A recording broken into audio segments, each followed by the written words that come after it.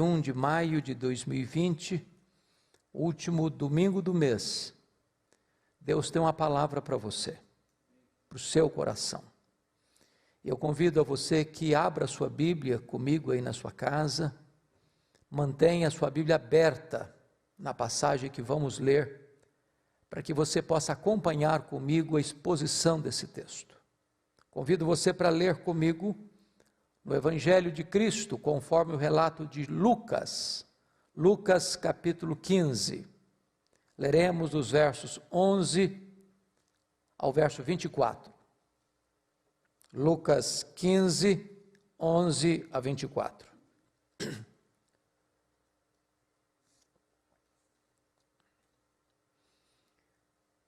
Continuou Jesus. Certo homem tinha 2 filhos. O mais moço deles disse ao pai: Pai, dá-me parte dos bens que me cabe. E ele lhes repartiu os haveres. Passados não muitos dias, o filho mais moço, ajuntando tudo o que era seu, partiu para uma terra distante e lá dissipou todos os seus bens, vivendo dissolutamente. Depois de ter consumido tudo, sobreveio àquele país uma grande fome e ele começou a passar necessidade. Então, ele foi e se agregou a um dos cidadãos daquela terra e este o mandou para os seus campos a guardar porcos. Ali, desejava ele fartar-se das alfarrobas que os porcos comiam, mas ninguém lhe dava nada. Então, caindo em si, disse: Quantos trabalhadores de meu pai têm pão com fartura,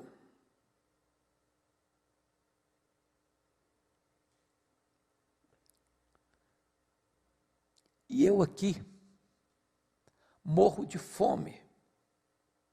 Levantar-me-ei, irei ter com meu pai e lhe direi: Pai, pequei contra ti, pequei contra o céu e diante de ti. Já não sou digno de ser chamado teu filho, trata-me como um dos teus trabalhadores. E levantando-se, foi para o seu pai. Vinha ele ainda longe, quando seu pai o avistou, e compadecido dele, correndo, o abraçou e beijou. E o filho lhe disse: Pai, pequei contra o céu e diante de ti, já não sou digno de ser chamado teu filho. O pai, porém, disse aos seus servos: Trazei depressa a melhor roupa, vestiu, ponde-lhe um anel no dedo e sandália nos pés. Trazei também e matai o novilho cevado, comamos e regozijemo-nos. Porque este meu filho estava morto e reviveu, estava perdido e foi achado. E começaram a regozijar-se. Eu quero pensar com você sobre o seguinte tema hoje à noite: volte para casa.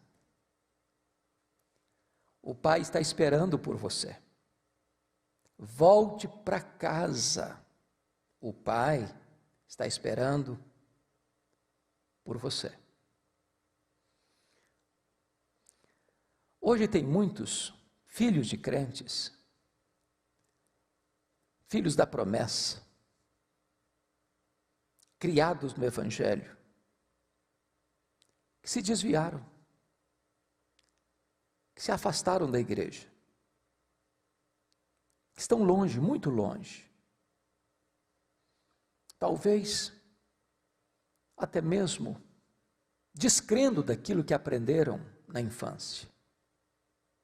Outros, embora crendo naquilo que receberam, não têm forças morais ou espirituais, nem mesmo desejo de retornar à casa do Pai. Se acomodaram lá na terra distante. Estão vivendo a vida. tentando apagar a voz da consciência, tapando os ouvidos à voz do Evangelho. E hoje, essa palavra é para você.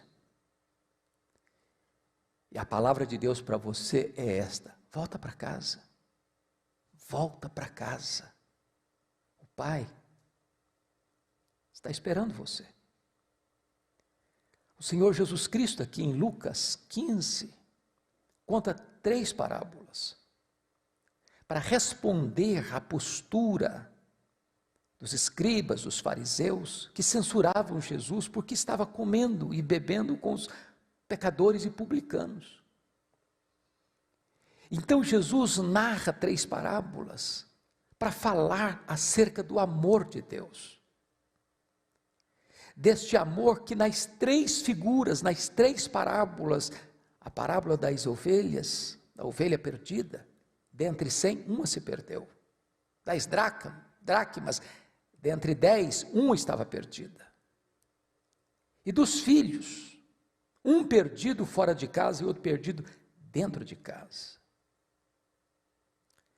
O Deus que ama você, se importa com você, procura você, resgata você, põe você nos ombros e celebra o seu resgate.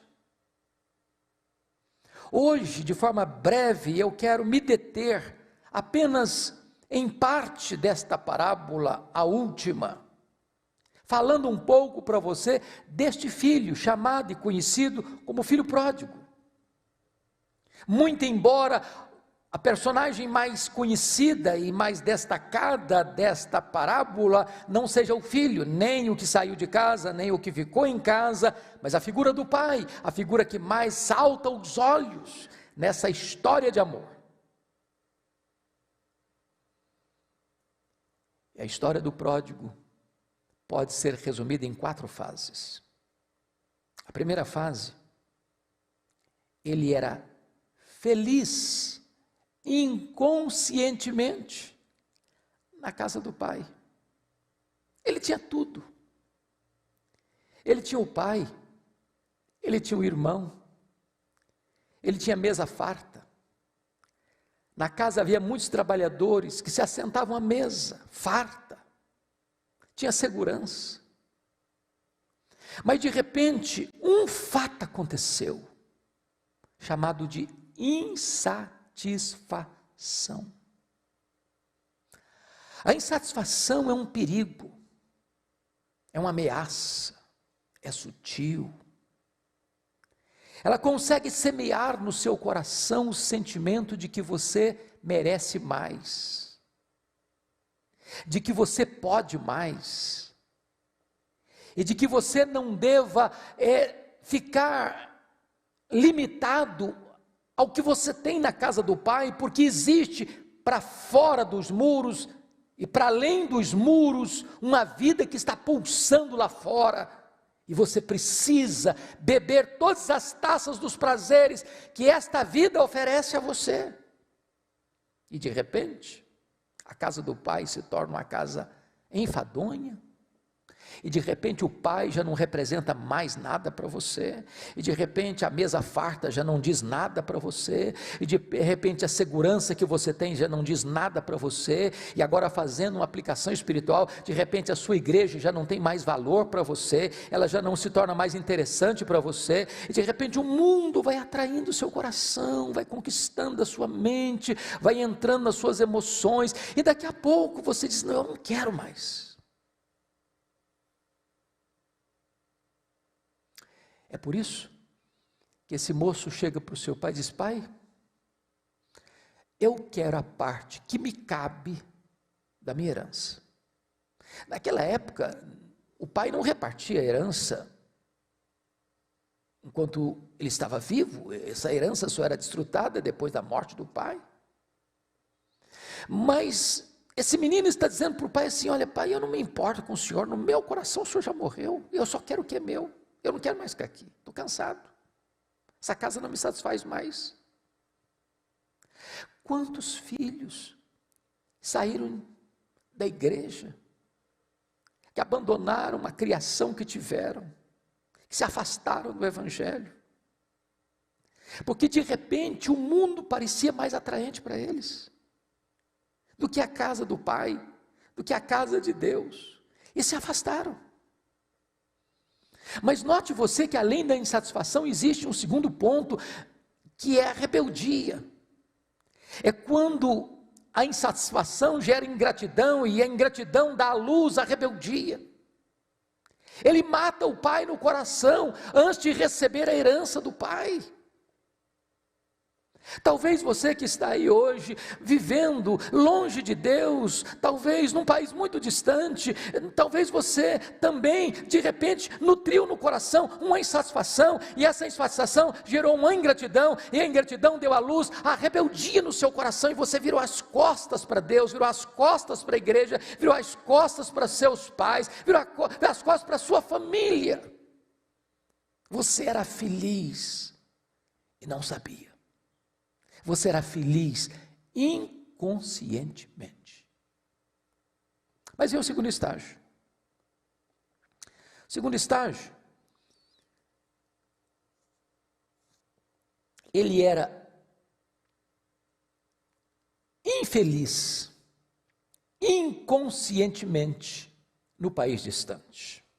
Veja comigo, por gentileza, o versículo de número 13. Partiu para uma terra distante e lá dissipou todos os seus bens, vivendo dissolutamente, depois de ter consumido tudo. Veja você que ele não parte para um lugar conhecido, embora é uma parábola.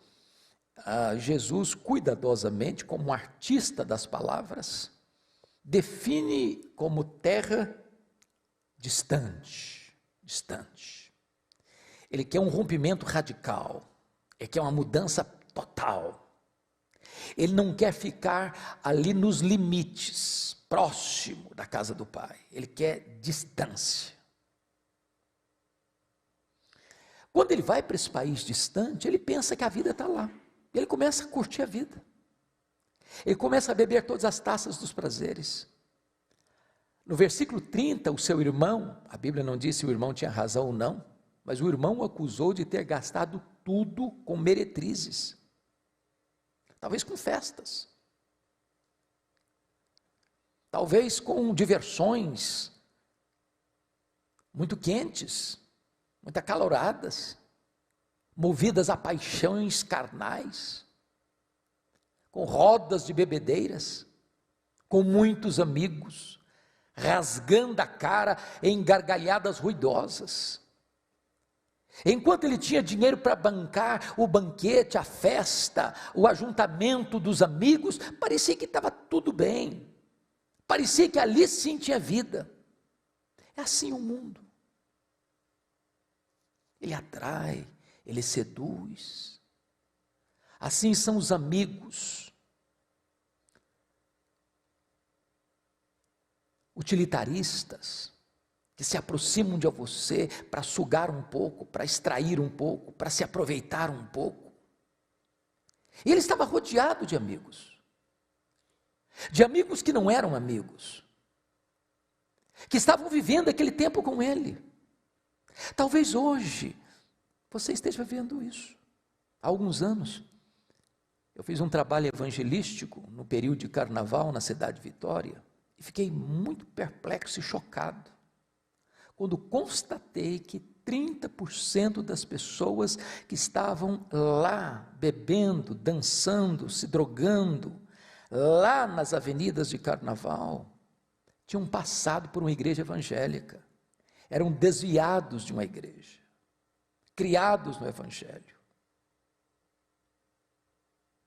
E quando começava a conversar com essas pessoas, as lágrimas rolavam, e elas diziam chorando: minha mãe está orando por mim, meu pai me ensinou o evangelho, eu passei a minha infância na igreja.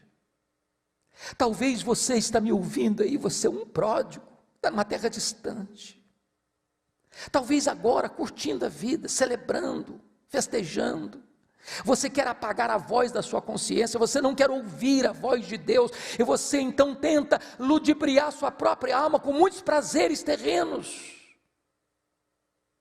Como diz Salomão lá em Eclesiastes 2, você tenta buscar essa felicidade, e você busca onde? Você busca na bebida, você busca na riqueza, você busca no sexo, você busca na fama, e o mundo está aí embalando você nos seus braços, em todos esses prazeres.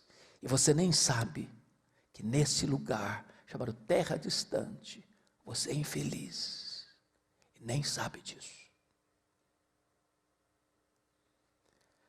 Mas e o terceiro estágio? E o terceiro estágio ele era infeliz conscientemente. Agora, cuidando de porcos, passando fome, não tendo sequer a comida de porcos para acalmar o seu estômago fuzilado pela dor. Veja comigo o que está escrito. Versículo 17. Aliás, versículo 15. Lá no versículo 14, introduz o assunto. Depois de ter consumido tudo, sobreveio àquele país uma grande fome, e ele começou a passar necessidade. Então ele foi e se agregou a um dos cidadãos daquela terra, e este o mandou para os seus campos a guardar porcos. Ali desejava ele fartar-se das alfarrobas que os porcos comiam, mas ninguém lhe dava nada. Agora ele sai de uma situação de dissolução para uma situação de degradação. Os amigos foram embora porque eram utilitaristas. Estavam com ele enquanto ele tinha algo a oferecer. Agora o dinheiro acabou. Agora a fome chegou. Agora a crise se estabeleceu. Agora eu não encontro um emprego digno. E Jesus, cuidadosamente, para mostrar que o pecado é traiçoeiro, porque o pecado vai levar você mais longe do que você gostaria de ir, o pecado vai reter você mais tempo do que você gostaria de ficar, e o pecado vai lhe custar um preço mais alto do que você gostaria de pagar. E Jesus cuidadosamente diz que esse rapaz vai cuidar de porcos, animais considerados imundos na cultura judaica. Com isso, Jesus está dizendo que esse rapaz desceu ao fundo do poço. É a degradação. Agora ele é infeliz, agora ele sabe que é infeliz. Quantas pessoas que se afastaram da igreja e estão hoje cuidando de porcos, prisioneiros de um vício, com a alma arruinada, coração trevoso, passando necessidades profundas, talvez não financeiras. Tem muita gente hoje com muito dinheiro, com a alma moída, com o coração apertado, sem brilho nos olhos, sem sorriso na face, sem paz na alma. O colchão parece que tem espinho e o travesseiro parece que é de pedra, porque não há paz na alma, não há uma consciência pacificada. Talvez você que está me ouvindo hoje já esteve assim, e hoje você está completamente sozinho, na sua desdita, na sua desventura, no abandono de si mesmo, rendido às coisas mais terríveis que outrora você considerava imundas, e é exatamente nesse ambiente que você se encontra, porque o pecado foi levando você, amarrando você. No começo, o pecado parecia um fiapo podre que você arrancava com uma dedada. Agora parece uma corrente grossa que você não consegue se libertar. Mas Aqui está um ponto que é um corte radical na passagem, que é a decisão que ele toma. Versículo 17, olha comigo, até o verso 19. Então, caindo em si, disse: quantos trabalhadores de meu pai têm pão com fartura, e eu aqui morro de fome? Levantar-me-ei, irei ter com meu pai, e lhe direi: pai, pequei contra o céu e diante de ti, e já não sou digno de ser chamado teu filho, trata-me como um dos teus trabalhadores. Você que foi criado no Evangelho, você que é filho da aliança, você que é filho da promessa, você que foi instruído pelos seus pais no caminho da verdade, você que tomou um outro rumo, que pegou um atalho, que se desviou de Deus, que se afastou da igreja, que virou as costas para a instrução que você recebeu na sua família, é hora de você cair em você mesmo e você parar um pouquinho e dizer: meu Deus, aonde eu fui parar? Volta o seu coração, volta o seu olhar para a casa do Pai. Veja como foi a casa do Pai. Lá tinha pão com fartura, lá você tinha amizade, lá você tinha abrigo, lá você tinha amor, lá você tinha cuidado, lá você tinha tudo que você precisava para ser feliz, e você jogou tudo isso fora. Mas a primeira coisa para você voltar é você reconhecer onde você caiu e voltar às primeiras obras. Então, gostaria de pensar com você a quarta fase desse moço. A primeira delas, ele era feliz inconscientemente na casa do pai. A segunda fase, ele era infeliz inconscientemente na terra distante. A terceira fase, ele era infeliz conscientemente, cuidando de porcos. Mas agora, em último lugar, quarto lugar, agora ele é feliz conscientemente, de volta para os braços do Pai. Veja você comigo duas coisas. Primeiro, a ação dele no versículo 20 e 21. Não basta você fazer propósitos.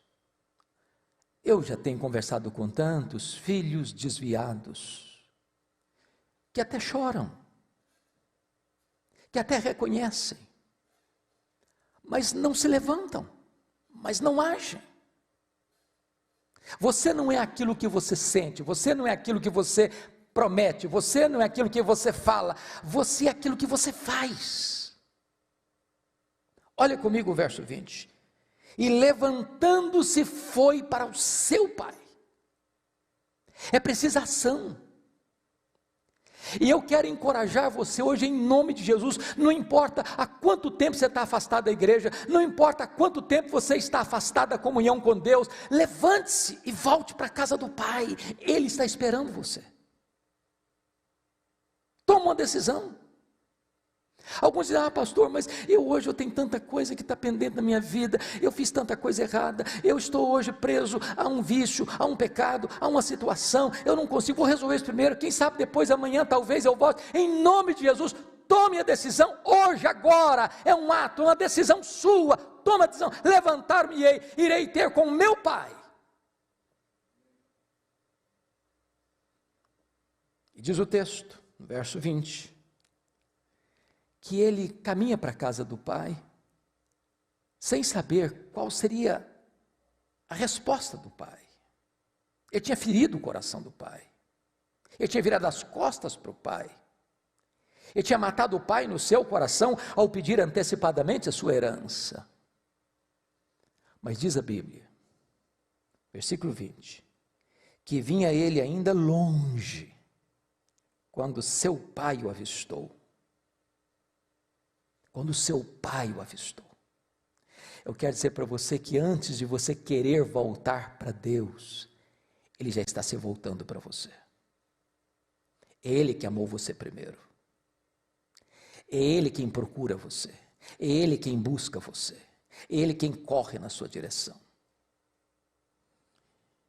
E diz o texto que, compadecido dele, correndo, o abraçou e beijou. Essa parábola já traz a ideia de que naquela época as pessoas honradas, sobretudo as pessoas idosas, não corriam. Mas esse pai corre. Esse pai tem pressa. Esse pai abraça. Esse pai beija. Esse pai acolhe. Eu li certa feita a história de um moço rebelde contra o pai, saiu de casa, machucou seu pai, rebelou-se contra o seu pai, e andou pelos caminhos e descaminhos da vida. E um dia, sentindo saudade do pai, querendo o perdão do pai, se dispôs a voltar, mas com medo de que fosse rejeitado, mandou uma carta, disse: meu pai, eu feri o coração do senhor, eu estou arrependido, então, se o senhor tiver disposição de me perdoar, eu vou passar de trem na porta da nossa casa. Se o senhor fizer um sinal de que está pronto a me perdoar, ponha um lenço sobre a laranjeira que nós temos na porta da casa, e eu saberei que o senhor tem disposição de me perdoar, e eu pararei na próxima estação e voltarei. Para surpresa daquele moço, quando ele se aproximava com os olhos vidrados para ver se conseguia ver um lenço branco na laranjeira, para sua surpresa, tinha um grande lençol branco cobrindo toda a laranjeira. Seu pai estava dizendo: meu filho, eu perdoo você, volta para casa, eu estou esperando você.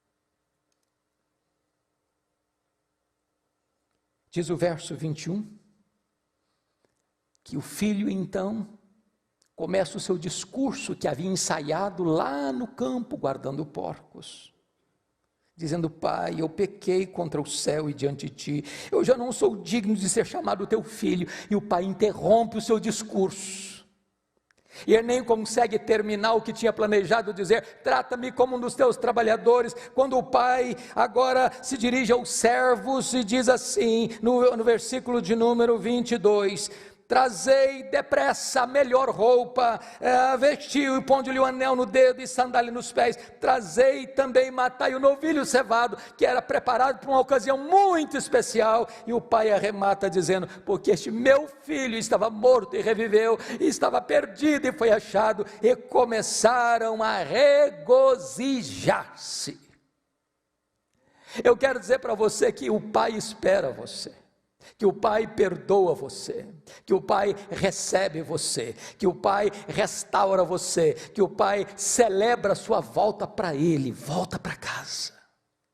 É curioso que o pai não lança no rosto do filho: meu filho, você fez coisas erradas, você foi insensato, você foi ingrato, você foi rebelde, você gastou dissolutamente toda a minha herança que eu lhe entreguei nas mãos. O pai não fala nada disso, o pai não joga no rosto dele os seus fracassos, as suas mazelas, as suas derrotas. É assim que Deus trata você. Ele ama você, Ele perdoa você, Ele restaura você, Ele faz tudo novo na sua vida. Então agora mesmo, volta para casa, o pai espera você.